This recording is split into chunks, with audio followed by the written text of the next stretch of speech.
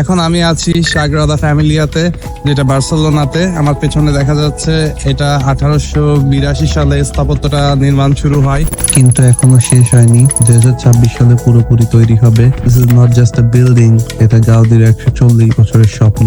এর 18টি টাওয়ার থাকবে, সবচেয়ে উঁচু 172 মিটার। এটা তাদের ধর্মীয় একটি সিম্বল। ভেতরের কাচের রঙিন জানালাগুলো খুব সুন্দর, সূর্যের আলোতে এগুলো দেখতে অসাধারণ লাগে। প্রতি বছর প্রায় 4.7 মিলিয়ন মানুষ এখানে আসে।